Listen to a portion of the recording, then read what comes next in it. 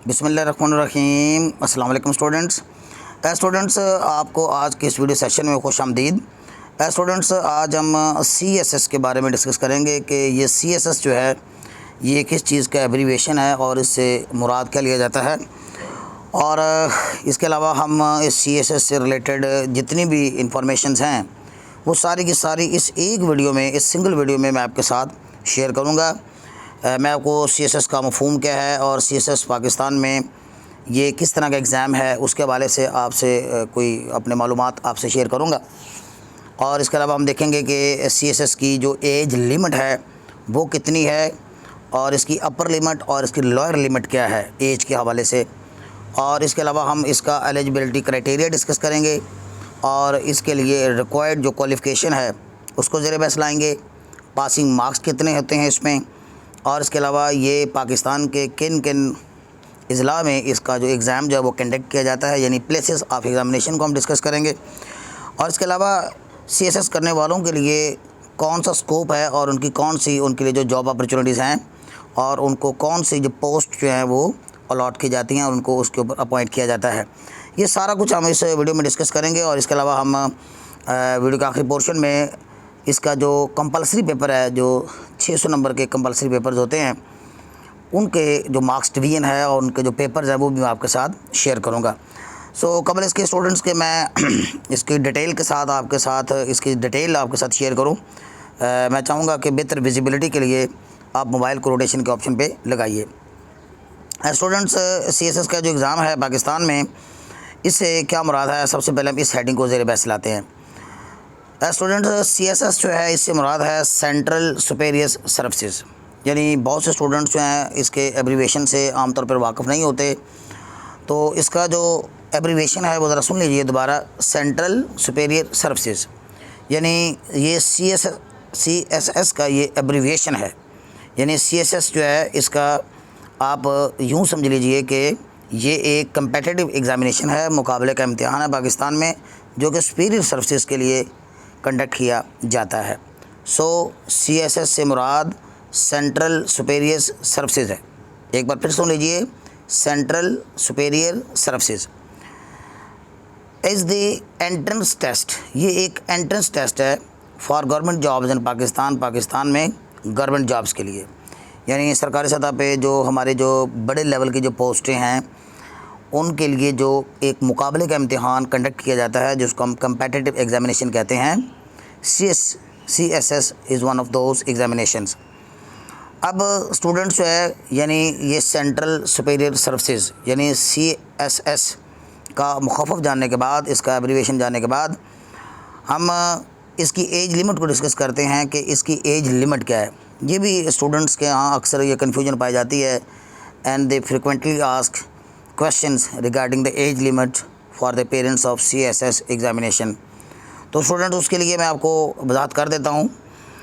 CSS के लिए जो लोअर लिमिट है वो 21 ईयर्स है, यानी लेस दैन 21 ईयर्स का जो कैंडिडेट है can not appear in CSS examination. और इसके बाद जो है 30 ईयर्स, यानी इसकी जो अपर लिमिट है वो 30 ईयर्स तक है। यानी इसमें एक दिन भी अगर ज़्यादा हो जाता है so a candidate is not eligible for that.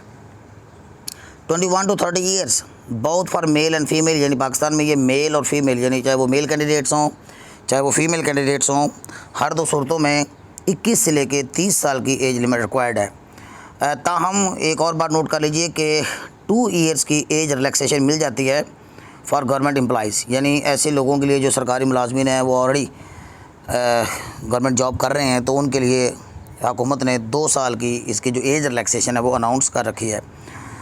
अब स्टूडेंट्स हम नेक्स्ट हेडिंग की तरफ चलते हैं जिसमें हम डिस्कस करेंगे कि इसका एलिजिबिलिटी क्राइटेरिया क्या है। यानी CSS के लिए कौन सा जो स्टूडेंट है या कौन सा कैंडिडेट जो है या कौन सा एप्लीकेंट जो है वो एलिजिबल होता है। तो इसका एलिजिबिलिटी क्राइटेरिया आपको बताते चलें कि पाकिस्तान में 14 ईयर्स की कोई भी एजुकेशन, चाहे वो BA किया हुआ हो सिंपल, चाहे BSc की हो, चाहे BCom किया हुआ हो, चाहे BS 4 ईयर किया हो या BS ऑनर किया हुआ हो, गर्ज़ ये कि 14 ईयर्स की एजुकेशन जिसे हम ग्रेजुएशन कहते हैं या इक्वल टू ग्रेजुएशन कोई भी डिग्री है, वो डिग्री रखने वाला शख्स जो है एलिजिबल है CSS के एग्ज़ाम के लिए। यानी सादा ज़ुबान में हम ये फिर कह सकते हैं कि ग्रेजुएशन जो है कम से कम, चाहे वो किसी भी फॉर्म में है, चाहे वो कॉमर्स लाइन की हो, चाहे वो साइंस लाइन की हो, चाहे वो सिंपल ग्रेजुएशन हो, या BS 4 ईयर किया हो, या BS ऑनर किया हुआ हो, BA ऑनर किया हुआ हो, वो तमाम कैंडिडेट्स CSS के एग्ज़ाम के लिए एलिजिबल हैं। और इसमें एक बहुत अहम बात आपको बता दूं कि इसके लिए ज़रूरी नहीं है कि किसी सरकारी अदारे से या एफिलेटेड अदारे से उसने ग्रेजुएशन की हो। इसमें जो प्राइवेट स्टूडेंट्स होते हैं जिन्होंने प्राइवेटली घर में बैठ के ही चाहे वो ग्रेजुएशन कर रखी है, वो भी इसके लिए एलिजिबल हैं। इसके लिए कोई रिस्ट्रिक्शन नहीं है कि सरकारी स्कूल का पढ़ा हुआ या सरकारी कॉलेज का या सरकारी यूनिवर्सिटी का पढ़ा हुआ बच्चा जो है वो इसके लिए एलिजिबल होगा। तो ऐसा बिल्कुल नहीं है, चाहे वो प्राइवेटली कंडक्ट किया हुआ उसने एग्ज़ाम, अपना ग्रेजुएशन मुकम्मल कर रखी हो, BSc कर रखी हो, BCom कर रखा हो, BS ऑनर कर रखा हो, सो वो CSS के एग्ज़ाम के लिए एलिजिबल है। अब हम स्टूडेंट्स अगर बात करते हैं कि इसका पासिंग क्राइटेरिया क्या है, so this is very important information जो कि स्टूडेंट्स को ज़्यादातर आमतौर पर कम इसके मालूमात होती हैं। वो ये है कि टोटल मार्क्स जो हैं वो रिटन एग्ज़ामिनेशन के लिए, यानी इसका जो रिटन एग्ज़ाम होता है उसमें जो टोटल मार्क्स हैं वो 1200 हैं। यानी 1200 मार्क्स जो है, 1200 नंबर जो हैं वो आपके लिए इसमें रखे गए हैं। 600 आपके लिए जो है, 600 जो है फॉर कंपलसरी सब्जेक्ट्स। और इसमें दिस इज़ वेरी इंपॉर्टेंट कि ये को हर स्टूडेंट, चाहे वो BCom का है, चाहे वो BA का है, चाहे वो BSc का है, और चाहे वो BS 4 ईयर का है, उसके लिए 600 नंबर का के जो सब्जेक्ट्स हैं वो सब के लिए सेम ही हैं। वो कंपलसरी सब्जेक्ट हैं, वो लाजमी सब्जेक्ट्स हैं। वो आगे चलकर आपको मैं उनकी मार्क्स डिवीजन भी बताता हूँ। और फिर इसके बाद आपको ऑप्शनल सब्जेक्ट की सिलेक्शन का भी चांस दिया जाता है कि आप ऑप्शनल सब्जेक्ट भी चूज़ कर सकते हैं, उसमें भी 600 नंबर रखे गए हैं। यूँ रिटन जो एग्ज़ाम है आपका वो 600 नंबरों का है। इसके अलावा 300 नंबर और भी है जिसमें आपका जो वाइवा होता है, इंटरव्यू होता है, उसमें यानी ये टोटल 1500 मार्क्स होते हैं। तो लेकिन यहाँ पे हम रिटन एग्ज़ाम की बात हम जब कर रहे हैं तो 600 मार्क्स जो हैं वो कंपलसरी सब्जेक्ट्स के लिए हैं, और 600 जो मार्क्स हैं वो ऑप्शनल सब्जेक्ट्स के लिए हैं। ऑप्शनल सब्जेक्ट की जो लिस्ट है वो आपको मुख्तलिफ चैनल्स पे भी, और इसके अलावा जो हमारा जो इसकी वेबसाइट जो है उसके ऊपर भी दस्तयाब है। तो आप उसमें से कोई से भी सब्जेक्ट्स जो है 600 नंबरों के चूज़ कर सकते हैं। अब इसमें पासिंग क्राइटेरिया की अगर हम बात करते हैं तो एटलीस्ट जो है जो कंपलसरी सब्जेक्ट्स है उसमें से 40 मार्क्स लेना ज़रूरी है। यानी 40 मार्क्स आपके होने चाहिए, एटलीस्ट 40 मार्क्स कंपलसरी सब्जेक्ट में से, और 33 जो है आपके ईच पेपर में से ऑप्शनल सब्जेक्ट्स में से होने चाहिए। लेकिन इसके साथ साथ ये बात नोट कर लीजिए कि 40 मार्क्स वो एटलीस्ट रिक्वायर्ड हैं कंपलसरी सब्जेक्ट्स में, 33 मार्क्स रिक्वायर्ड हैं ऑप्शनल सब्जेक्ट्स में। लेकिन आपका जो एग्रीगेट है वो 50% बनना चाहिए, यानी 1200 में से आपके 600 नंबर होने चाहिए, यानी ये 599 मार्क्स भी इवन होंगे, so one will not be eligible for CSS। तो उसके लिए आपको ये वेरी इंपॉर्टेंट है कि आपको 50% का एग्रीगेट हासिल करना ज़रूरी है, आपके कंपलसरी सब्जेक्ट्स के जो हासिल करदा नंबर है उनको मिलाकर, और ऑप्शनल सब्जेक्ट्स के हासिल करदा मार्क्स को मिलाकर। अब स्टूडेंट्स अगर हम बात करते हैं कि किन किन शहरों में इसका एग्ज़ाम जो है कंडक्ट किया जाता है, तो पाकिस्तान के चारों पाँचों सूबों में एक एक जो मेगा सिटी और या जो कुछ 2-3 मेगा सिटीज़ लिए गए हैं, उन सिटीज़ की आपको मैं डिटेल दे देता हूं जहां पे ये एग्ज़ाम जो है कंडक्ट हो सकते हैं। और स्टूडेंट जो है वो जहां का सेंटर चाहे वहां जो है उसको वो चूज़ कर सकता है। और इसके जो सेंटर्स ऑफ एग्ज़ामिनेशन जो हैं वो ये हैं, इस्लामाबाद है, लाहौर है, फैसलाबाद है, मुल्तान है। ये 4 शहर जो हैं ये हमारे पंजाब से लिए गए हैं, और इसके अलावा कराची है, लाड़काना है, सक्खर है, हैदराबाद, ये सिंध से लिए गए हैं। इसके अलावा पेशावर और एबटाबाद, ये हमारा जो KPK का सूबा है, ये 2 सेंटर वहाँ से लिए गए हैं, और एक बलूचिस्तान से क्वेटा है। So these are the cities where CSS exam is conducted. अब स्टूडेंट्स हम बात करते हैं नेक्स्ट इसके जो पॉइंट की कि कौन कौन से जॉब्स जो हैं वो अवेलेबल होती हैं, या CSS क्वालिफाई करने वालों को किन किन शोबाजात में या किन किन डिपार्टमेंट्स में एडजस्ट किया जाता है, अपॉइंट किया जाता है। स्टूडेंट सबसे पहले तो बात ये याद रख लें कि इसकी जो रिक्रूटमेंट्स होती हैं, यानी जो भर्तियाँ होती हैं, उसका बेसिक स्केल 17 है। यानी 17 स्केल एटलीस्ट जो है 17 स्केल की अपॉइंटमेंट की जाती है। इसमें 17 स्केल की अपॉइंटमेंट जो है वो किन किन डिपार्टमेंट में की जाती है वो भी मैं आपको डिटेल देता हूँ।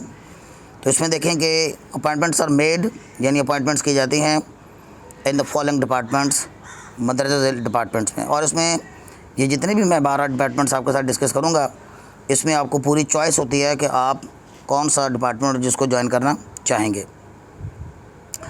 इसमें जो स्टूडेंट्स सबसे पहले जो अपॉइंटमेंट जो है वो जिन अदारों में की जा सकती है उनमें है डिस्ट्रिक्ट मैनेजमेंट का हमारा जो शुबा है, और इसके अलावा इनकम टैक्स का डिपार्टमेंट है, इसमें अपॉइंटमेंट होती है।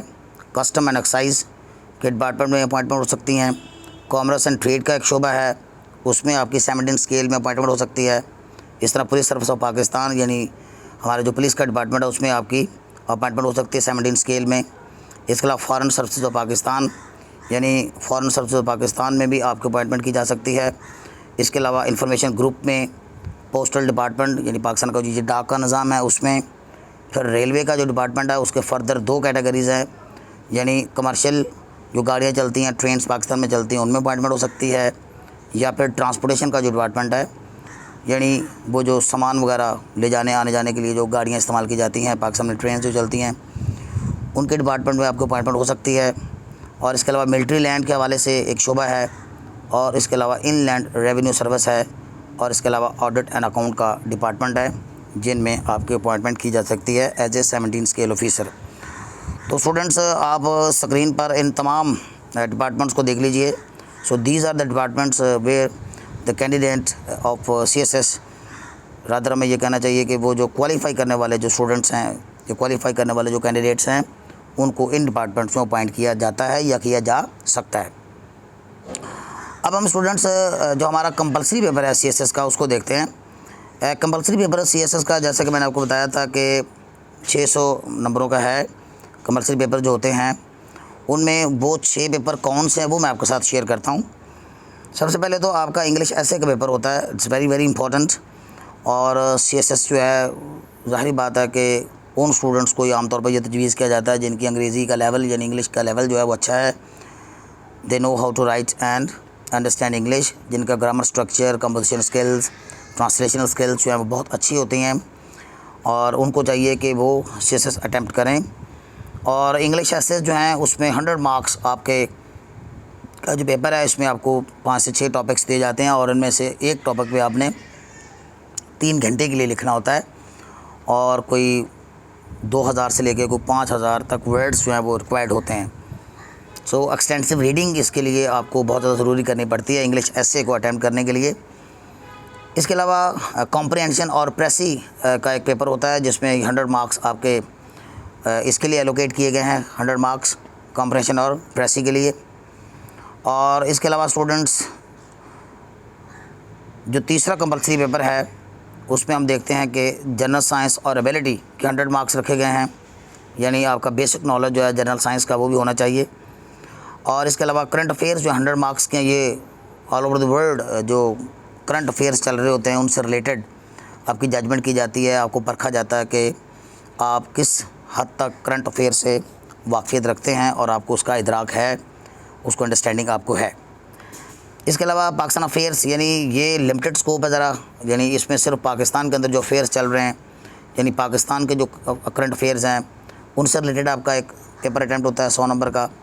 और इसके अलावा इस्लामिक स्टडीज़ के 100 मार्क्स रखे गए हैं। स्टूडेंट्स इस्लामिक स्टडीज़ जो है ये मुस्लिम स्टूडेंट्स के लिए है, गैर मुस्लिम स्टूडेंट्स के लिए कुछ ऑप्शंस रखी गई हैं, वो इस्लामिक स्टडीज़ के बजाय उन ऑप्शन में से किसी को सिलेक्ट कर सकते हैं। उनका ये मार्क भी 100 नंबर का, ये पेपर 100 मार्क्स का होगा।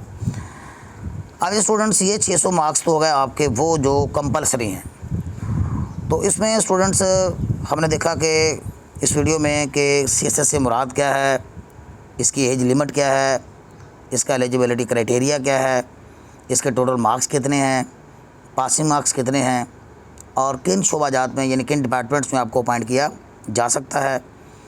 तो इस तरह की मज़ीद मालूमात हासिल करने के लिए स्टूडेंट्स एक तो चैनल को सब्सक्राइब कर दीजिए, और दूसरा जो है यहाँ पे मैंने अपने नंबर जो है आपके लिए दिए हैं, इसके ऊपर वॉइस मैसेज कर सकते हैं फॉर मोर इन्फॉर्मेशन। और एग्ज़ाम की प्रिपरेशन से मुतल्लक़ आपको अगर कोई रहनुमाई चाहिए तो उसके लिए भी आप इस नंबरों पे आप वॉइस मैसेज करके मालूमात हासिल कर सकते हैं। स्टूडेंट्स, ये हमारी आज की वीडियो थी जिसमें हमने CSS को डिस्कस किया। और इसमें एडवाइस आमतौर पे उन स्टूडेंट्स को की जाती है कि वो स्टूडेंट्स जो हैं वो CSS को ट्राई करें जिनका इंग्लिश का लेवल जो है वो बेहतर है एंड दे कैन डू, और उनका नॉलेज जो है वो इंग्लिश का और करंट अफेयर्स का और करंट इश्यूज़ का जनरल नॉलेज जो है उनका काफ़ी हद तक बहुत अच्छा है। और स्टूडेंट्स जो है ये आमतौर पर जो एम्बिशियस किस्म के जो स्टूडेंट्स होते हैं, यानी जो ज़िंदगी में आगे बढ़ना चाहते हैं और सुपीरियर सर्विसेज में जाना चाहते हैं, ज़्यादातर वो स्टूडेंट्स ही इसको अटैम्प्ट कर पाते हैं। तो इसके लिए आपको काफ़ी हार्ड वर्क करना पड़ता है, क्योंकि आपका ये पूरा एक मुकाबला होता है, पूरा आपका कंपटीशन होता है दूसरे स्टूडेंट्स के साथ।